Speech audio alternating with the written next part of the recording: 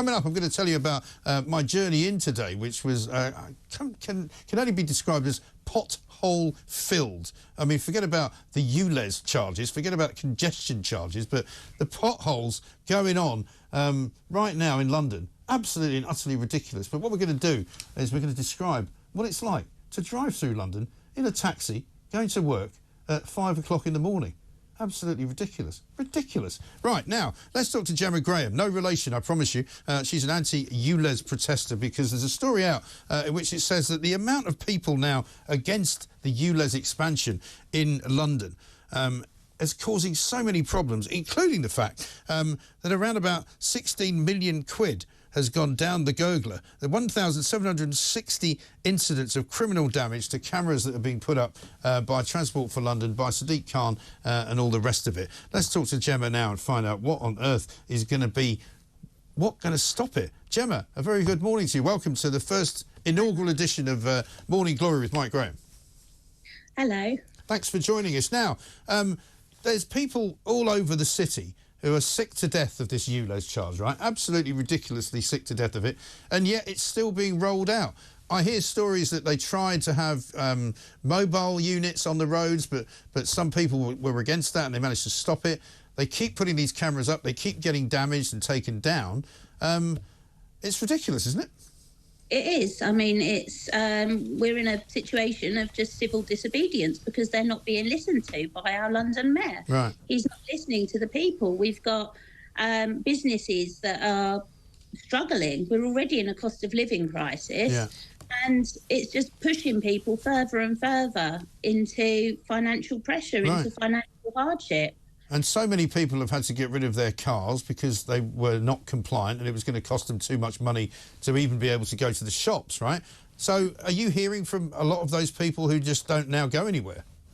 Yeah, I mean, we've been part of the anti-ULEZ protest since February last year. So we've been doing it a long time, got to meet lots and lots of people. And they're all there for their own reasons. You know, the freedoms being restricted, businesses... and as you say, just elderly people not being able to drive their vehicles to the shop, you know, the worry of it's just not being able to, you know, he wants people on public transport, but our public transport system isn't safe. I mean, look at the amount of knife crime and the amount of muggings that's going on. And an awful lot of people, particularly women who work late at night, you know, many of them are nurses, many of them work in you know, very different businesses, and they need their car. They haven't really got a choice. You can't go on a late night bus at midnight, 1 o'clock in the morning, and they don't have the choice, do they? No, they don't. No, he's putting people in danger. He's putting people in financial hardship and people in danger. It's, you know, he's offered this scrap scheme, but it's really not working. I mean, we've, as a business ourselves, we've applied 9 times for the scrap scheme and 9 times we've been turned down for no good reason. My partner's proved he's self-employed. We've now got a barrister on the case. Right. If this was really about getting vehicles off the road and making the air cleaner, we would now have the money to buy ourselves a new van and carry on our day-to-day business without paying him £12.50 or paying £12.50. He's forcing us to pay to pollute. And this is where people are now taking matters into their own hand.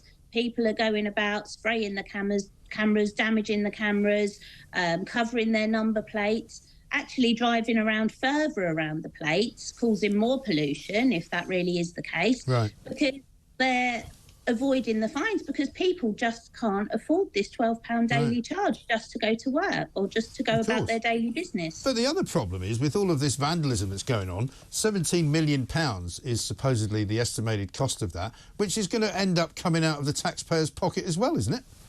Absolutely, yeah. I mean, it's just a complete mess, to be honest. And it's all because the people aren't being listened to. You know, as a London mayor, you know, Sadiq Khan should be with the people. He should be listening to the worries and the thoughts and the feelings of the people in London. 32 outer London boroughs have been affected by this scheme. And it's, you know, it's not working, is it? There's nothing to say that air pollution has got any better. Yeah. There's nothing to say that anything's Well, that is the problem. improving at all. No, but you see, that's the trouble. You know, they talk about it being good for the environment, and they talk about it being, you know, something to make the air cleaner. But the trouble is, you know, it depends on who you talk to about that, doesn't it? Because, you know, they say the air's cleaner, but it turns out it might not be. No, absolutely. It's the information is all being misguided. Yeah. You know, the data is not worth the paper it's written on, to be quite honest. Because Well, you've been joined by your little helper there. I have. He's with me. Hello. He's just going to school.